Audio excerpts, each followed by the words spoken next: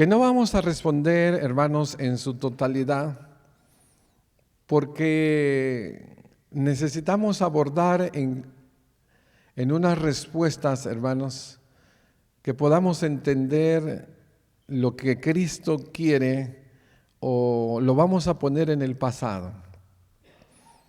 Cuando Cristo vino, hermanos, podríamos decirle 4 biografías en la Biblia, o también se le llaman 4 testimonios de personas, hermanos, que estuvieron junto a Él. Y en esos 4 testimonios o biografías se les llama evangelios. Uno de ellos es Mateo, Marcos, Lucas, Juan. Estos 4 evangelios, hermanos, nos narran la vida de Jesús. Y en los primeros versículos vemos, hermanos, su infancia, su nacimiento. En los capítulos del medio vemos sus enseñanzas, sus milagros, sus parábolas. Y en los capítulos finales vemos su muerte, sepultura y resurrección. Así es como están escritos, hermano, los evangelios. Nos cuentan la vida de Jesús. ¿Usted quiere saber de Jesús? Lea Mateo, Marcos, Lucas o Juan. O lea todos. Y usted podrá conocer al Maestro de Galilea. Y vamos a imaginar, hermanos, que nosotros estamos en el tiempo de Jesús. Y que nosotros llegamos a Jesús y le decimos: Señor, ¿qué debo hacer para ser salvo? ¿Qué es el requisito? ¿Qué es el mandamiento? ¿Tengo que hacer algo? Bueno, hermanos, Jesús nos respondería de una manera directa. Sí hay cosas que tú tienes que hacer. Y son mandamientos directos que si tú los haces, tú vas a tener la salvación, el perdón y la vida eterna. Porque todo viene en un combo, hermano, en un paquete.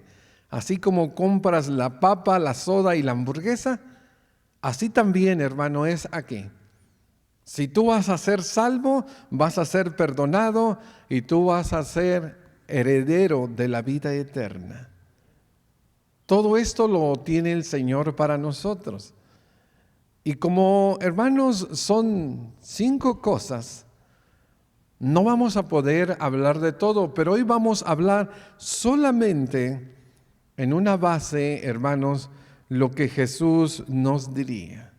Jesús, ¿qué debo hacer para ser salvo?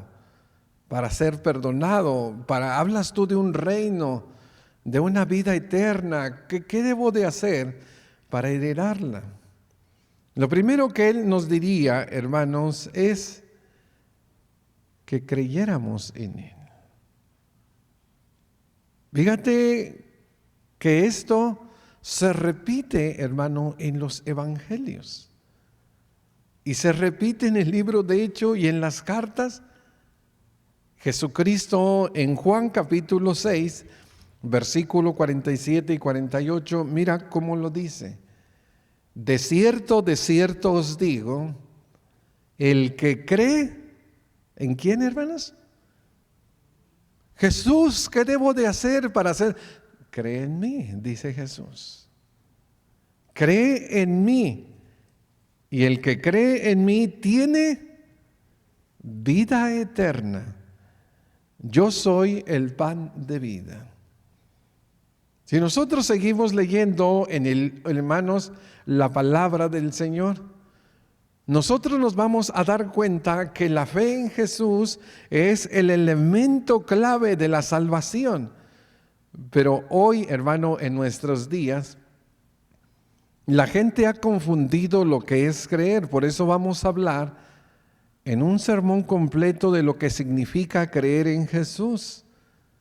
Porque hay gente, hermano, que vive vidas miserables y vidas, hermanos, llenas de pecado, y dice que ellos creen en Jesús y que al final Jesús los va a salvar porque ellos creen. ¿Qué significa creer? ¿Qué es lo que significa creer? Vamos nosotros a explorar, hermanos, que en la Biblia Cuando se habla de fe, no se habla solo de una fe. Hay fe, hermanos, de demonios. Hay fe, hermanos, de personas que creen en Jesús pero no le obedecen. Y hay fe obediente, que es la que salva. Nosotros vamos a hablar de ello. Pero imaginemos que estamos allí.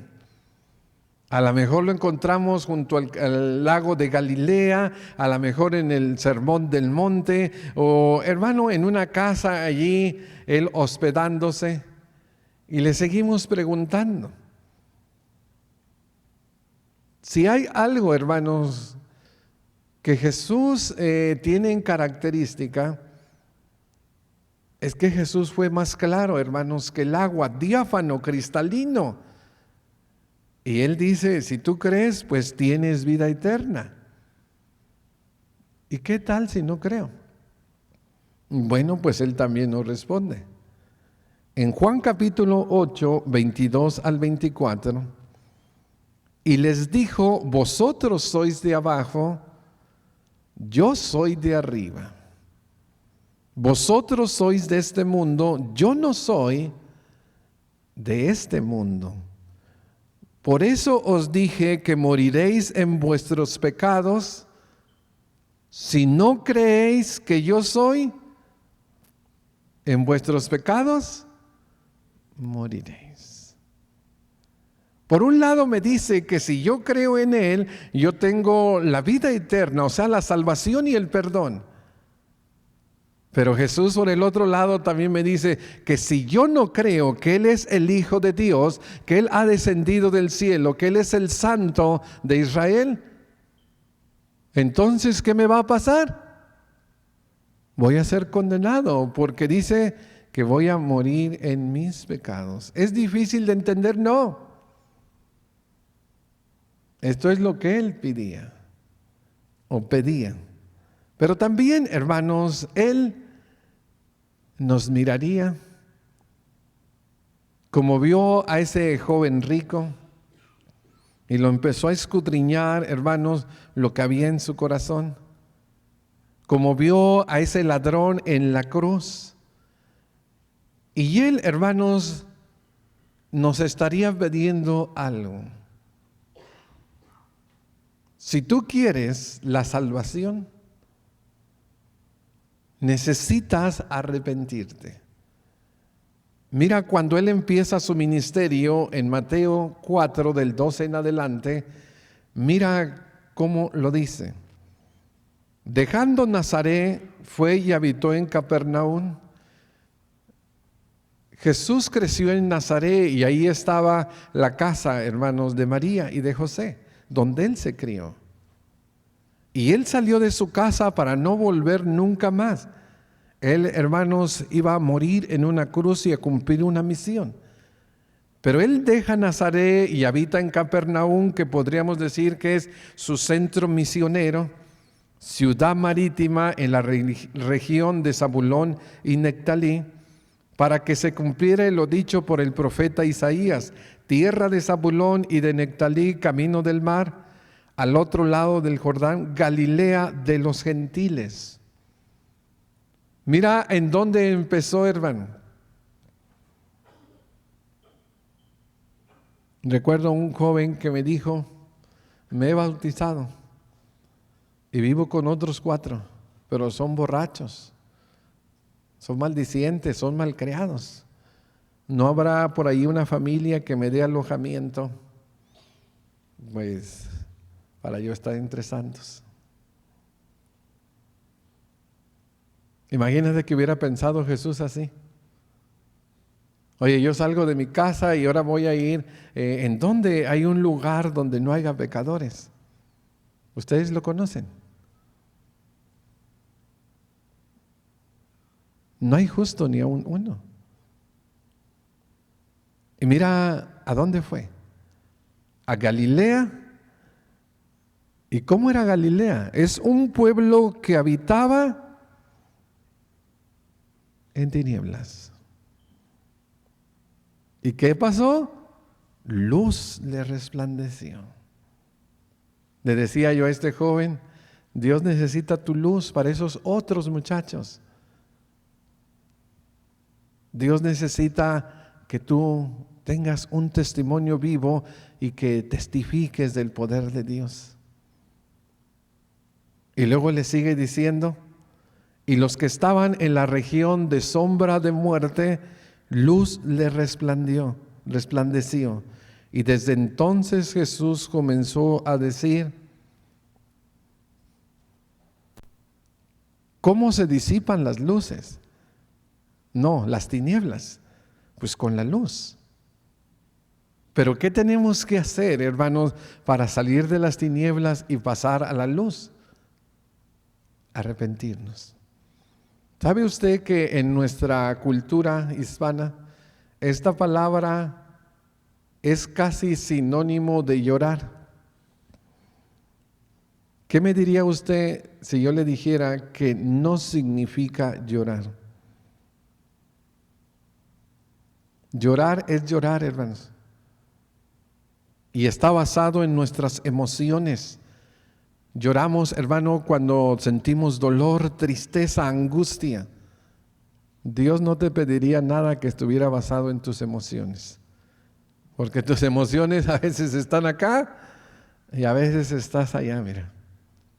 Él te pide que tomes una decisión basada en tu razón.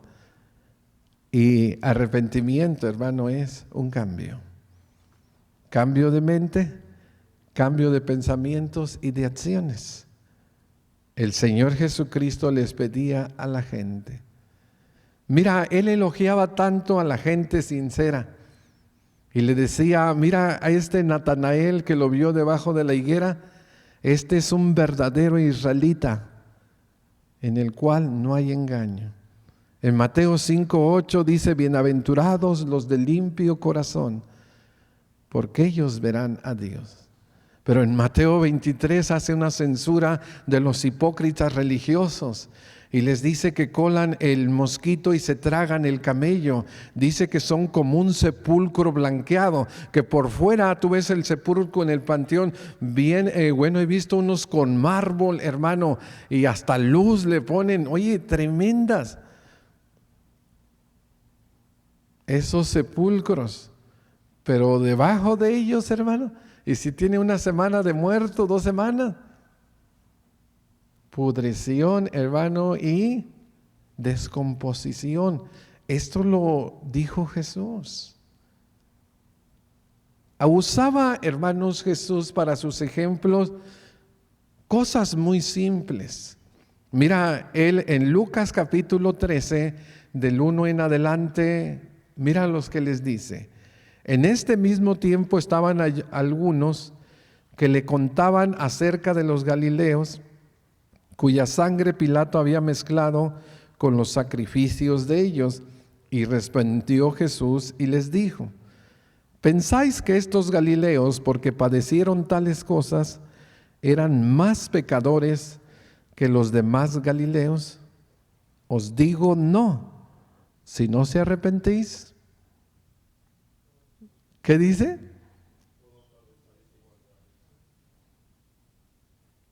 Esto es lo que pedía Jesús. Que nosotros nos arrepintiéramos y que le creyéramos. Y luego sigue diciendo, hermanos, o aquellos 18 sobre los que cayó la torre en Siloé y los mató, ¿pensáis que eran más culpables que todos los hombres que habitan en Jerusalén? Os digo, no. Si no os arrepentís, todos pereceréis igualmente. Podríamos decirlo en nuestros días, ¿verdad? O aquellos que murieron en las torres de Nueva York. Piensan que porque ellos murieron de esa forma tan trágica, ¿eran más pecadores que los demás de la ciudad que se salvaron? No. Todos, hermanos, si no nos arrepentimos, ¿qué pasa? Pereceremos. Decía allá la abuelita que venía el aigronazo, el remolino, y bueno, venía, hermano, el viento con ímpetu quebrando, hermanos, árboles. Y venía el río crecido. ¿Y qué nos decía? Que Dios nos agarre confesados, ¿verdad? Pero aquí sea arrepentidos, hermano. Arrepentidos. Pero también Jesús, hermano, pedía que le confesáramos. Mira lo que Él dice en Mateo 10, 32 y 33. A cualquiera que me confiese. Jesús, ¿qué debo de hacer para ser salvo? Yo quiero estar en el cielo. Tú prometes moradas. Bueno, a cualquiera que me confiese delante de los hombres, yo también le confesaré delante de mi Padre que está en los cielos. ¿En dónde va a hacer esa confesión? Pues en el cielo, junto a su Padre. ¿A dónde vas? Voy por allí a dar una vuelta. Mentira, fue a la iglesia. Échate una. No, no tomo. Soy deportista. Mentira. No es deportista. Es cristiano. Pero no quiere decir que es cristiano. No quiere decir que ama a Jesús, que practica su doctrina y que Jesús le dice que debe de tener abstinencia porque los borrachos no entrarán en el reino de los cielos. Jesús, hermano, le decía a las personas, si tú quieres ir al cielo, si tú quieres perdón de pecados y quieres la salvación, tú debes de confesarme a mí delante de los hombres. Debes de estar hasta decidido a dar la vida por mí como mi discípulo. El Señor Jesucristo, hermano, se los pedía. En esta nación, hermanos, que se cometen tantas violaciones, que se cometen, hermanos, tantos asesinatos, que se convierte, hermano, en tanta inmoralidad que avientan al mundo, especialmente ese California. Hermano, una nación totalmente, hermano, llena de pecado, necesita, hermanos, pasar de llamarse una nación cristiana a ser una nación cristiana, las obras de Dios. ¿Sabe qué pasaba en el tiempo de Jesús? Al que confesaba que Jesús era el Mesías, el Hijo de Dios. Pues que iban a una sinagoga, tenían su religión, los expulsaban. Los expulsaban, hermano. Si se cambiaban de fe, de religión, porque era el judaísmo, al cristianismo, ese Saulo de Tarso, los expulsaban. Pero Jesús, hermano, es claro. Si tú me confiesas en la tierra, yo te confieso en el cielo, delante de los ángeles de mi Padre, también dice Lucas, aquí dice solo el Padre. Y si no, otra vez, sí, así es de simple. Si crees vida eterna, no crees, tus pecados morirás. Si te arrepientes, tú tienes la salvación, pero si no, pereceréis igualmente. Y luego también dice que si confesares, Él también te confesará. ¿Y si no confieso? Bueno, a cualquiera que me niegue, esa es la oposición del confesar, delante de los hombres, yo también le negaré delante de mi Padre que está en los cielos. Jesús, ¿qué necesito? Que me confieses. Y mira cómo se va uniendo, hermanos, las piezas. La fe que hay en nosotros nos empieza a mover Para ver a Jesús en la cruz y decir, mi pecado llevó a Jesús en la cruz, eso es suficiente para que me duela y me arrepienta, que yo cambie, pero que después yo pueda confesarle, hermanos, al Señor a través de mis actos y palabra. Pero hay personas que no pasaban de ahí. Mira lo que dice en Juan 12, 42 y 43. Hizo muchos milagros. Dice, a pesar de eso, muchos, incluso de los gobernantes, creyeron en él. Pero no le confesaban. Oh, sí, yo creo en Jesús. Sí, pero por allá hasta se habla de José de Arimatea, un discípulo secreto de Jesús. No nos quieren decir que son cristianos, aleluya, hermanitos, los van a burlarse de ellos. Estos hermanos tuvieron también sus problemas. Y no lo confesaban, ¿por qué, hermano? Por temor a los fariseos. Son los enemigos de Cristo. ¿Y por qué más? Porque amaban más la gloria de los hombres que la de Dios. ¿Por qué avergonzarse de Jesús, hermano? ¿Que hay algo malo en Jesús? Yo sé que a veces, hermano, hay personas que cometen asesinatos como esos de que agarran la ametralladora y matan niños, etcétera, etcétera. Pecados muy atroces, hermano.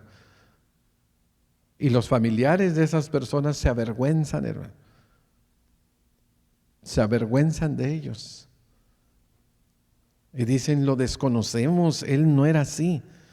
Pero le salió el viejo hombre o la maldad. Estaba muy escondida en el corazón.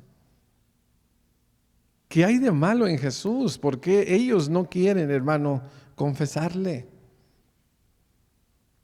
Oye, pues van a perder la religión oficial. Oye, papá y mamá te dije, te haces cristiano, te desheredo.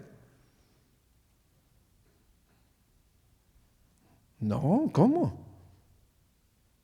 No se le confiesa, hermanos, porque hay un precio y pueden perder cosas. Ellos amaban pues la gloria de los hombres más que la de Dios. Podríamos decir en nuestras palabras, se compadreaban unos a otros, se esquineaban. Y si tú te vas con Jesús, pues ya vas a perder ese privilegio. Hermanos, ahí está Jesús. Ahí está, hermano, sentado en el pasto y está multiplicando los panes. Señor, ¿qué más? Bueno, ya te dije que creas en mí. Ya te dije que te arrepientas. Ya te dije que me confieses. ¿Y qué más? Que te bautices. ¿Saben ustedes que el bautismo, como nosotros lo conocemos, y como nosotros lo tenemos en la iglesia, eso es obra solo del Nuevo Testamento? En el Antiguo Testamento no había esto. Y en el Antiguo Testamento sí había fe en Jehová. Sí había arrepentimiento, Israel se le llamaba a cambiar. Y en el Antiguo Testamento a confesar sus pecados. Pero lo que no hay, hermano, y es original o inicia en el Nuevo Testamento, es el bautismo de zambullir o sumergir bajo el agua. Y eso empieza con Juan, el bautizador. Y dice Juan capítulo 3, versículo 22 y 27. Después de esto vino Jesús con sus discípulos a la tierra de Judea y estuvo allí con ellos y... Oye, si él bautizaba, entonces, ¿qué pedía? Que se bautizaran, ¿verdad? Porque nadie puede hacer algo si no se lo piden. Y luego dice, también Juan bautizaba en Enón junto a Salín, porque allí había muchas aguas. Y la gente llegaba y se bautizaba, pues aún no habían encarcelado a Juan. Entonces se produjo una discusión entre los discípulos de Juan y algunos judíos acerca de la purificación. En nuestros días, hermano, no se ha entendido tampoco el mandamiento del bautismo. Hay personas que están trayendo a los infantes a ser bautizados como un acto, hermanos, simplemente externo para la salvación. Hoy en nuestros días tenemos gente, hermano, que se está bautizando por gente que ya murió en el pasado, por el abuelo, por el bisabuelo. Hay gente, hermanos, que está agachando la cabeza y se está mojando y dicen, hermanos, que ya se bautizaron. Hay otros que inclusive, hermano, agarran la manguera y los rocean y dicen, bautizados están. Esto no es bautismo, hermano. Hay una confusión muy grande y pues podríamos decir que también hoy en nuestros días, pues este es un punto de discusión bien grande, hermano. Ya estaba, hermanos, Juan bautiza, Jesús bautiza, ¿y tú por qué? Y yo, y bueno, y allí está el dime y te diré entre los discípulos. Vinieron a Juan y le dijeron, Rabí, el que estaba contigo al otro lado del Jordán, de quien tú diste testimonio, él también bautiza. Y todos van a él, le respondió Juan. No puede el hombre recibir nada a menos que le sea dado del cielo. ¿De dónde vino ese mandamiento, hermano, de bautizar? De ir y predicar y bautizar. Del cielo, hermano. Porque él también viene del cielo, ya lo leímos, viene de arriba. Y sigue diciendo, cuando el Señor pues supo que los fariseos habían oído decir, Jesús hace y bautiza más discípulos que Juan, aunque Jesús no bautizaba sino los discípulos, salió de Judea y se fue otra vez a Galilea. Para no estar en el mismo barrio, para no ver que es la iglesia de la competencia, aunque es el mismo movimiento, Jesús le dice a sus discípulos, vámonos. Si lo que sobra en este mundo es gente pecadora. Y hay que seguir predicando el evangelio. Hermanos, esto es lo que pedía Jesús para la salvación. Y por último, Él pedía que perseveraran. Me gusta el término que usa Jesús. Yo le puse muerte, pero Él usa otra palabra. Mira lo que Él dice en Mateo 10, 21 y 22. Habla de persecución. El hermano entregará a la muerte al hermano y el padre al hijo. Los hijos se levantarán contra los padres y los harán morir. Esto es por causa del evangelio, hermano. Este es el evangelio, hermano, que divide, porque hay luz y tinieblas, porque hay amor, hermano, y en el inconverso hay odio. Este es el evangelio que trae paz al corazón, pero a veces, hermano, esa paz viene acompañada de espada, de persecución. Seréis odiados por todos por causa de mi nombre, pero el que persevere, ¿hasta dónde? ¿Qué palabra usa?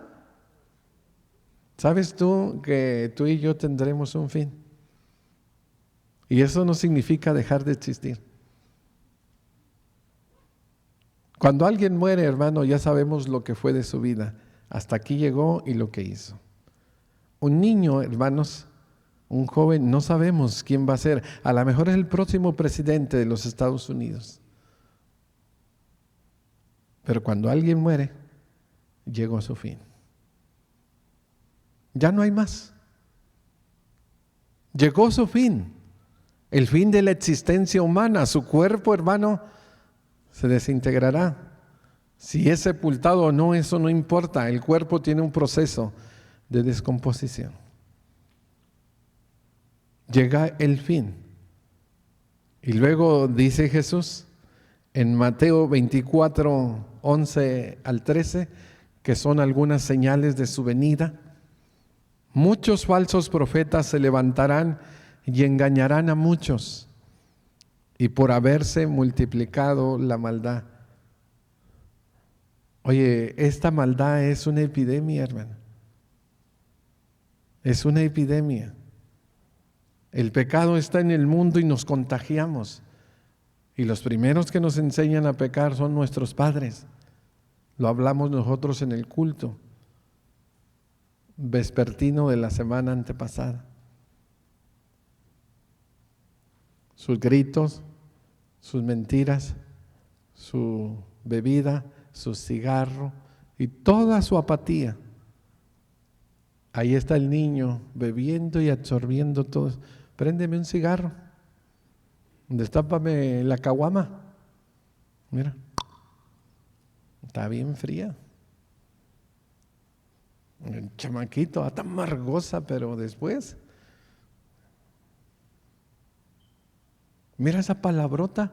Oye, ¿de dónde la aprendió ese chamaco? Mira la mamá cómo le habla al papá.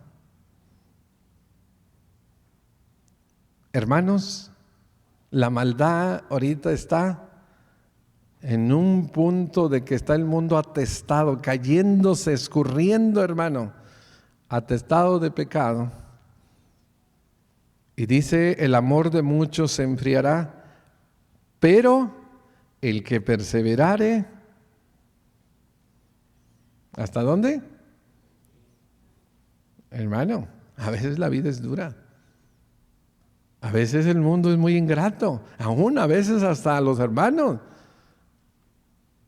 Pero tenemos nosotros que entender que Jesús nos pide que creamos en Él, que pongamos nuestra confianza en Él, que nos arrepintamos de nuestros pecados, que dejemos el mundo y que lo sigamos, que le confesemos con nuestras palabras y acciones, que nos bauticemos. Cada uno por su propio pie y voluntad propia. Y que después de bautizados, perseveremos como una familia, como un cuerpo, como la iglesia de Cristo que somos. Esto es lo que Cristo pedía, hermanos. Y esto es lo que sigue pidiendo. Que creas en Él. Si tú crees que Él murió por tus pecados, fue sepultado y resucitó al tercer día, tienes uno de los requisitos. Pero no solo es creer. También te tienes que arrepentir, tienes que cambiar tu modo de pensar, de actuar y de hablar, tienes que dejar de hacer el mal y buscar hacer el bien. También tienes que confesarle. Háblale a tus amigos, a tus papás, a tus hermanos, que Jesucristo es tu Señor y que tú eres discípulo, tú eres miembro de la iglesia de Cristo. No te avergüences de Él. Y ven y bautízate. Bautízate para el perdón de tus pecados, para que recibas el don del Espíritu Santo y para la salvación de tu alma. Y después de bautizado, persevera en el bien hacer para la gloria y honra de Dios. Vamos a ponernos de pie. Y si hay alguien en nuestra tarde que quiere venir a Jesús, ya son las 12. Hoy es un buen día.